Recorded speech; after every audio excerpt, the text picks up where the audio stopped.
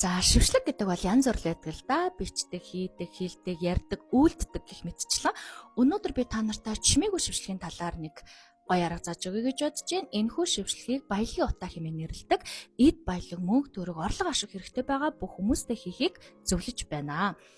За би өмнө нь дандаа хэлдэг те дуу хоолойны хүч гэдэг бол маш их хүчээ. Тийм учраас дэлхийн ертөнцид гэрчлэрээ, хилээрээ, яриараа гэх мэтчлэн гэсэн эдий боловч хүмүүсийн ихэвчлэн хоолон чакранд бохирдолтой дуу хоолойны хүч нь маш сул. За хоолон дээр нь ямар нэгэн гомдлын энергүүд ихэвчлэн бөглөрсөн байдаг учраас шившлэгт дуу хоолойгоо ашиглахаар төдийлөн үйлдэл авахгүй байх тохиолдлууд гардаг. Тэгэхээр өнөөдөр би та нартай юу ч хэлэх шаардлагагүй, юу ч ярих шаардлагагүй мөртлөө үрдэн орж ирдэг чимээгүй шившлэгийг зааж өгье гэж бодлоо.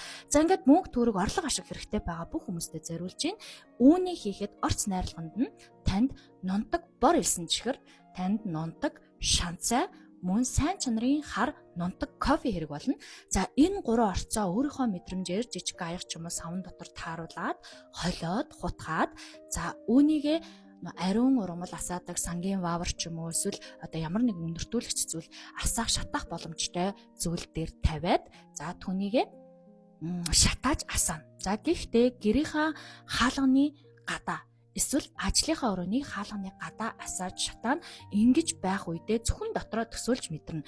Таны мөнгөний урсгал таатай болж гин, эд баялаг орлого ашиг таны хүссэн хэмжээнд орж ирж гин, мөнгөний тань мөнгөтэй холбоотой бүхий л харилцаануудын асуудал жишээ нь үр дарагдж гин, маш их орлого ашиг орж ирж гин, боломжууд нээгдэж гин хэмээн дотроо төсөөлж бодоод тэрхүү утаагаараа эргэн тойрноо сайхан ариулаад үнэртээд тэр утаанд шингэсэн энерги ариун орон зай үүсгээ таны хаалгаар маш их эд баялагийг оруулж ирэх мэдрэмжүүдийг, энергиудыг бүрдүүлж байна гэдэгт итгэж хийх хэрэгтэй. За түүний дараа үлдсэн эсгүүдээ сайхан цэвэрхэн салфетканд арчиж авах эсвэл урсгал ус руу урсгаад асгаж болно.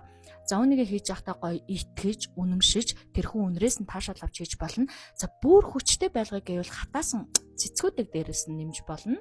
За лаванда цэцэг, энторын цэцэг, алюминий модны цэцэг гэх мэтчлийн ямар цэцгүүд ээж болно.